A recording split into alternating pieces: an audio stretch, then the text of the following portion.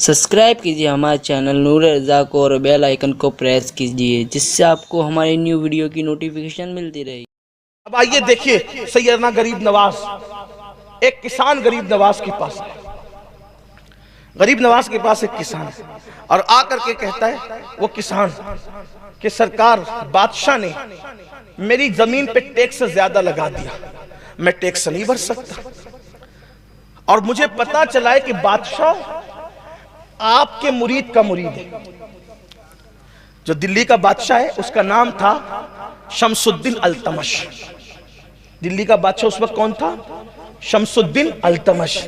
मामूली आदमी नहीं, जिसकी कभी तहज्जुद नहीं छूटी, जिसकी असर की पहले की सुन्नतें गैर मौक़िदा नहीं छूटी, जिसने मां, बहन, बेटी, बीवी, 4 औरतों के अलावा 5वीं किसी औरत पर जानबूझकर नजर नहीं डाली, उसे कहते हैं शमसुद्दीन अल्तमश।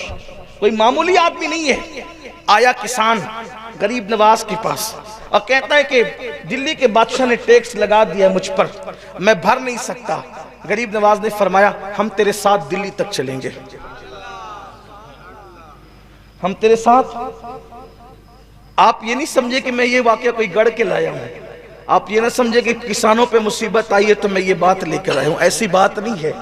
मैंने बरसों पहले भी इस वाकये को बयान किया है, मेरी तकरीरों में आप देख सकते हैं, देख सकते हैं आप। इसका मतलब गिरे पड़े लोगों के काम आना।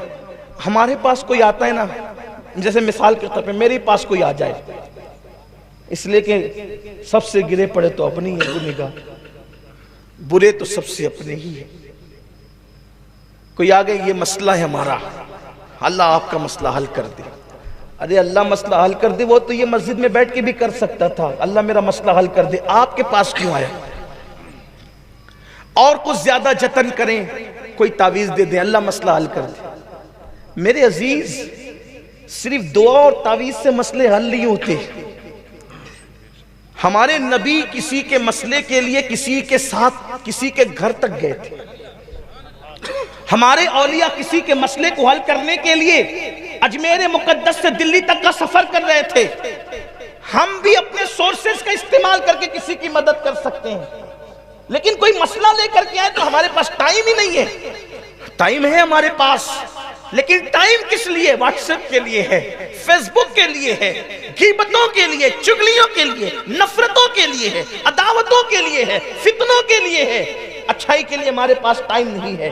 और याद रखना, अच्छाई अच्छाई है, बुराई बुराई है। अच्छी तरह याद रखना, अच्छाई तुम्हारी नस्लों को भी अच्छा बना सकती है और उसकी बरकतें तुम्हारी नस्लों तक बाकी रहेगी, और बुराई जो है तुम्हारी नस्लों तक उसकी नहूसत को पहुंचा सकती है। इसलिए याद रखना, अल्लाह ने अच्छे काम के लिए भेजा है, अच्छे कर सकते हो तो करते रहो। सरकार गरीब नवाज के पास किसान आता है और आकर के कहते हैं सरकार ये मुश्किल आन पड़ी है। गरीब नवाज ने बादशाह को कोई खत नहीं लिखा, बाबा कुतुब को कोई खत नहीं लिखा और फरमाया कि चलो चलते हैं। साथ लेकर के दिल्ली पहुंचे। जब दिल्ली पहुंचे तो दिल्ली पहुंचने के बाद इत्तला मिली कि गरीब नवाज आ रहे हैं। वक्त का दिल्ली का बादशाह बाबा कुतुब को साथ लेकर के इस्तकबाल के लिए आया, कदमों पे सर रखा। सरकार कुतुबुद्दीन बख्तियार काकी ने कहा हुजूर बगैर इत्तला के तशरीफ लाए। फरमाया बाबा कुतुब एक काम था हमारा एक काम था, वो लेकर आए। हुजूर आपका क्या काम था? कि ये किसान है, हमारे शहर का रहने वाला, अजमेर शहर का रहने वाला, ये इस पर लगान बादशाह के कारिंदों ने ज्यादा डाल दिया है और ये भरने की ताकत नहीं रखता, तो मैं चाहता हूं कि उसमें कमी कर दी जाए। बाबा कुतुब ने बादशाह की तरफ देखा। बादशाह ने कहा हुजूर मुझे इसका इल्म न था, ये सिपाहियों की गलती से हो गया, लेकिन हुजूर अगर आप कोई खत लिख करके दे देते तो खत पर भी काम हो जाता, चिट्ठी पर भी काम हो जाता, आपका नाम ये किसान लेकर आता तो आपके नाम पर भी काम हो जाता। आपने फरमाया मैं जानता हूं चिट्ठी पर भी काम हो सकता था, खत पर भी काम हो सकता था, मेरे नाम पे भी काम हो सकता था, लेकिन एक गरीब के साथ उसका काम बनाने के लिए जो मैं कदम कदम चल के आया, मुझे ये सवाब कब मिलता, ये अज्र कब मिलता? इसलिए कि मुस्तफा जान रहमत ने इरशाद फरमाया अगर कोई किसी की हाजत को पूरा करने के लिए एक कदम चलता है तो अल्लाह उसको मस्जिद नबवी में 2 महीने तक इत्तिकाफ करने से ज्यादा सवाब अता फरमाता। मुझे ये अज्र कब मिलता? ये थी अपने बुजुर्गों की फिक्र। لیکن آج وہ فکر ختم ہے. آج دولت مندوں کی خیریت پوچھی جا رہی ہے، شادیوں میں ولیموں میں دولت مندوں کو پوچھا جا رہا ہے. میں دولت مندوں سے کوئی نفرت نہیں رکھتا، بلکہ دولت مند ہمارے سماج کی ضرورت ہے. میں دولت مندوں سے نفرت کیسے رکھ سکتا ہوں جبکہ ہمارے مذہب میں دولت مندوں میں سیدنا صدیق اکبر ہے، سیدنا فاروق اعظم ہے، سرکار غوث اعظم، یہ سب دولت مند لوگ، امام اعظم ہے. ہم دولت مندوں سے کوئی نفرت نہیں رکھتے، لیکن حضور علیہ السلام نے فرمایا دولت مندوں کو سبھی بلاتے ہیں ہر جگہ، غریبوں کو بھی پوچھو.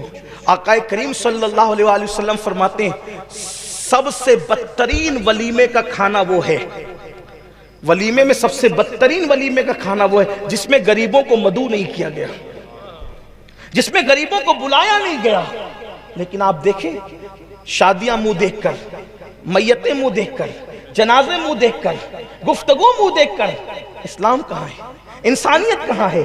اسی لیے آج جو نقصان ہو رہا ہے وہ یہ ہے کہ ہماری بیٹیاں کبھی غیروں کے ساتھ بھاگ رہی ہیں، ہمارے بچے ایجوکیشن کے میدان میں جو ہے وہ سسکیاں لے لے کر کے دم توڑ رہے ہیں. غربت کی سطح بڑھتی جا رہی ہے،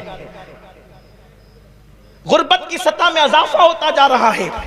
مسلمان غریب سے غریب تر ہوتا جا رہا ہے، ان پڑھ سے ان پڑھ تر ہوتا جا رہا ہے. ہمیں فکر کہاں ہے، ہمیں سوچ کہاں ہے؟ اللہ اکبر.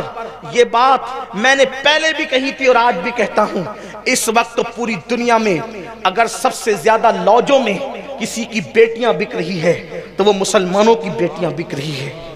وجہ ہمارے مالداروں نے غریبوں کا خیال نہیں کیا، ہمارے مالداروں نے مفلسوں کا خیال نہیں کیا.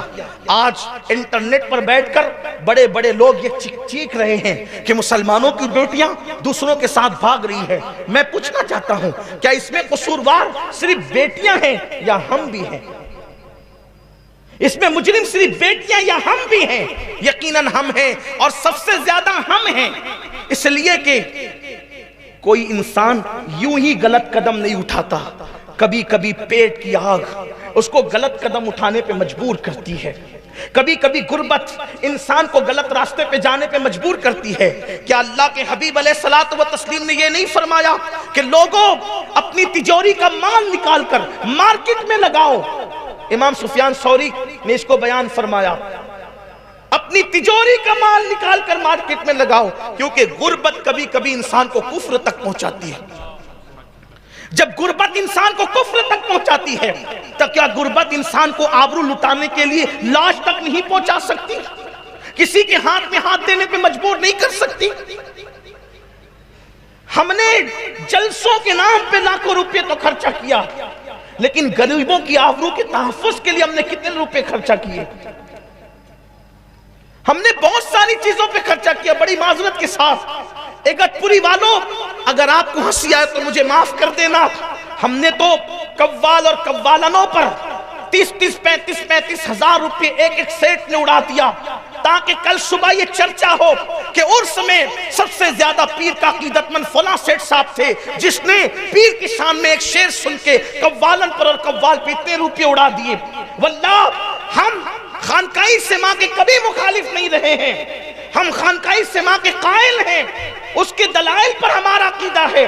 لیکن یہ مزارات پر، مزارات اولیاء پر معاذ اللہ ثم معاذ اللہ قوال اور قوالن کا مقابلہ کرانا، نچوانا، ناچنا، چادروں کو جو ہے وہ معاذ اللہ ناچتے ناچتے ڈی جے بجا بجا کر کے مزارات پر لے کر کے جانا، اور ایک ایک چادر 70,000 روپے کی، ایک چادر 1 لاکھ روپے کی، ایک چادر 2 لاکھ روپے کی. آپ جانتے ہو اسلام کی فکر کیا ہے، اس سنیت کا مزاج کیا ہے؟ نادان جو 1 لاکھ روپے کی چادر تو کسی مزار پر اپنے پیر کی مزار پہ ڈالنے کے لیے لے کر کے جا رہا ہے، وہ 1 لاکھ روپے کی چادریں اگر تو خرید کر کے کسی غریب اور بیوہ کے سر پہ ڈال دے گا تو صاحب مزار اس چادر سے جتنا خوش ہوتے ہیں اس سے زیادہ ان غریبوں کی مدد پر خوش ہوں گے. لیکن آج ہم یہ سب کرنے کے لیے تیار نہیں ہیں. کسی بیمار کا علاج کرا دو. میں یہ نہیں کہتا کہ مزارات پہ چادر نہ چڑھاؤ، میں یہ نہیں کہہ رہا ہوں، میری بات کا آپ غلط مطلب مت دیجیے گا، لیکن ہم نے جہاں خرچ کرنا تھا وہاں نہیں کیا.